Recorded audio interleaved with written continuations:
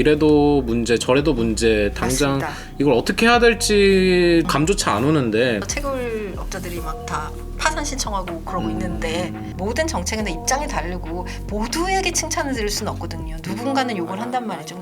근데 이게 또 뭐 일종의 약간 대마불사처럼 그렇다고 이걸 증권으로 다 판단해서 다 이거를 상장 폐지시키기에는 이게 사실 시장에 주는 혼란이 엄청 클 거란 말이죠.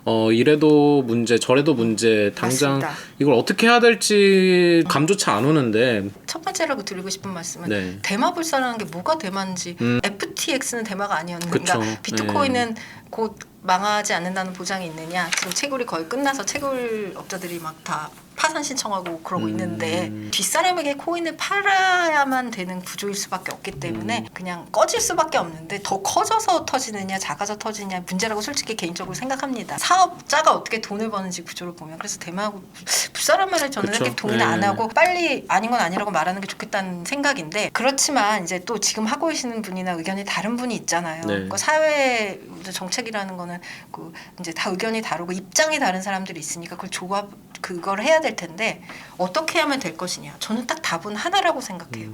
사실대로 말하고 논의를 하는 거죠. 이렇게 이해관계가 서로 다를 때일수록 근데 솔직히 이 사업의 본질은 뭐지? 이게 산업 활성화해야 되는 거냐? 이런 것도 논의해보고 이거 증권인데 증권으로 인정하려면 인정할 수 있는 건 맞지? 근데 지금 증권을 인정하면은 지금 파장은 어떻게 될까? 근데 이거 당장에 없으면 어떡하지?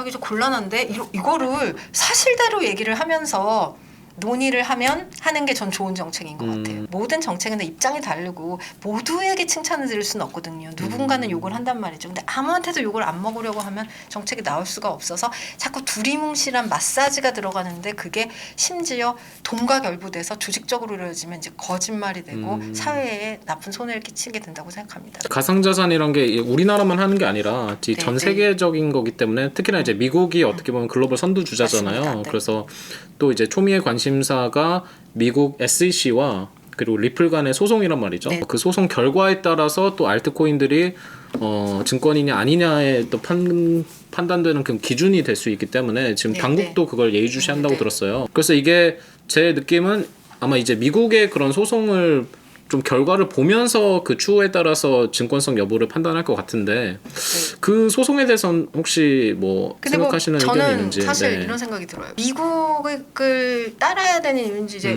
자본시장법이라는 게 공통이고 미국에서 마침 그걸 먼저 딱 선언을 했으니까 그렇게 미국을 따라 할 거면 지금 증권성 가이드라인에 미국은 코인 자체의 가치 상승도 수익의 기대다, 유틸리티 토큰도 실질에 따라 판단한다고 분명히 말을 하고 SEC 의장들은 전부 대부분의 ICO는 가상자산에 해당됩니다. 대신에 거기는 유틸리티성 토큰이 별로 없어요. 그냥 사업 환경이 그런 식으로 생태계를 조성해서 코인 하나 두 개 이렇게 파는 사업이 별로 없단 말이죠. 근데 그렇게 하지 않고서는 리플 소송만 보고 있다. 그것도 좀 사실 이유는 이해하기는 어렵습니다. 왜냐하면 코인 중에 애매한 게 있어요. 이제 이더리움 같은 거는 네. 거기선 코인이 아니라고 했는데 이게 왜냐하면 채굴형이었기 때문이거든요.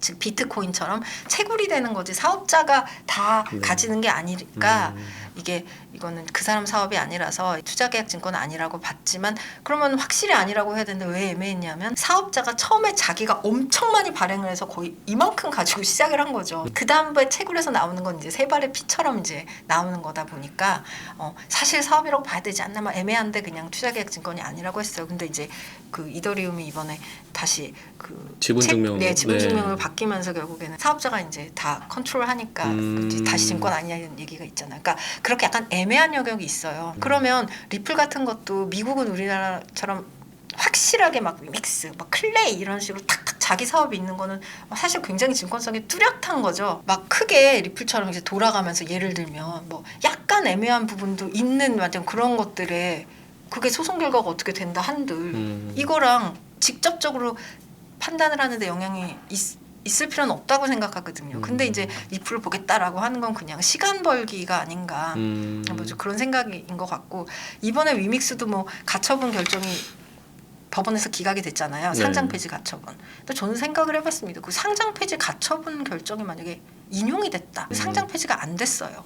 그렇다고 해서 그 사실관계가 바뀌는 건 아니잖아요. 마지막으로 미국과 저희 나라는 완전히 다른 게 하나 있어요. 미국과 다른 모든 나라의 다른 점.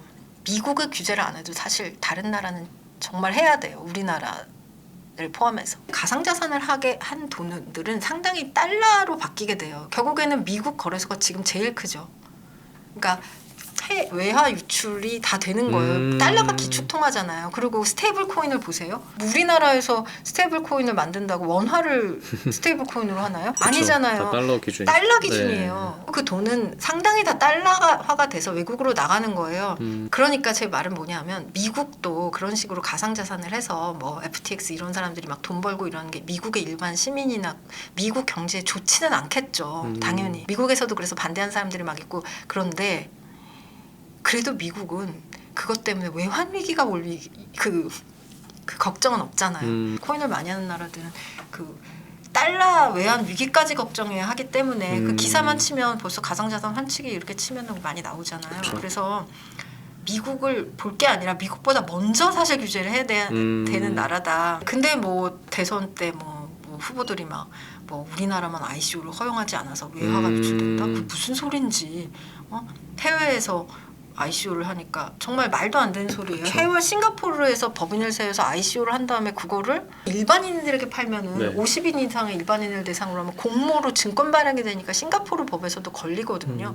3호로 그냥 브로커한테 넘긴 다음에 그 브로커가 이제 국내에서 돌려서 이제 파는 건데 그래서 그 코인을 사게 되면 그 코인으로 번 돈이든지 아니면 어쨌거나 여러 가지 용도로 또 사업자들이 많이 돈을 벌면 그걸 상당히 달러화할 거고 이렇게 해서 어떻게든 해외 그 외화는 계속 유출이 될 수밖에 없거든요. ICO를 허용하지 않는 나라의 외화가 유출되는 게 아니라 어떤 나라의 외화가 많이 유출되냐면 그 국민들이 코인을 많이 사는 나라의 외화가 유출돼요. 심지어 그 코인이 우리나라에서 발행한 코인이라도 그렇죠? 우리나라 테라 루나 같이 그쵸. 그 사람은 우리나라 사람이 발행한 코인이고 우리나라 법에서 만약에 우리나라에서 그냥 우리나라 법인이 발행했어도 달러로 뭐 USDC나 이런 데랑 거래를 하고 이럴 거 맞아요. 아니에요. 그 사업자가. 그래서 다 빠져나가는 거예요. 즉 국민이 코인 거래를 많이 하는 나라의 외화가 유출되게 되어 있어요. 그래서 미국이랑 정말 비교를 네. 그렇게 하면서 그 리플을 보고 있다는 거는 말도 안 되는 얘기라고 생각합니다. 오늘 얘기 말씀해주신 것 중에 가장 인상 깊은 것은 이제 진실은 단순하다. 그리고 저도 이게 한 가지 모순인 것 같은 게 코인 발행자들은 어쨌든 코인을 통해서 돈을 벌려고 하는데 이걸 증권이 아니다라고 하기 위해서 그걸 유틸리티라고 하면서 자기들은 코인에 대한 기대 수익이 없다라고 하는 것 자체가 약간 어불성설이고 모순인 것 같아서 그런 점들이 참 저는 오늘 되게 재밌게 들었습니다. 오른쪽에 책도 가져오셨는데 예. 한번 책 소개도 간단히 네네네. 부탁드릴게요. 저는 이제 스스로 이제 생각을 하면서 이렇게 쭉 한번 정리해 보기에는 역시 글만한 게 없다는 생각이 들었어요. 그래서 이런 걸 좀 짤막하게 정리를 해봤는데 책은 굉장히 얇아요. 네. 하지만 여기 이제 그 사업 관계, 기술 관계, 그 다음에 법률 관계가 원래 어떻게 되고 이게 왜 이렇게 각자의 입장들이 왜 이런 혼란을 만들어내는지 어떻게 하면 우리가 선순환을 돌릴 수 있는지를 좀 정리해봤습니다. 아까 말씀드렸지만 제 생각에는 이건 사실을 사람들이 많이 아는 것에서 결국에 정책이 어떻게 가냐가 이제 되는 것 같아요. 그러면 이 사실을 알려면 약간의 노력이 필요하고 이제 많이 조금 관심을 가져주시면 는 만큼 그게 이제 성숙이 되지 않을까 이런 네. 생각이 들어서 저희가 또 그리고 특별히 댓글 이벤트로 5분께 이 책을 무료로 나눠드리고 있으니까 댓글 꼭 많이 남겨주시고 그럼 저희는 여기서 마무리하도록 하겠습니다. 오늘 나와주셔서 정말 감사합니다. 네, 감사합니다. 감사합니다.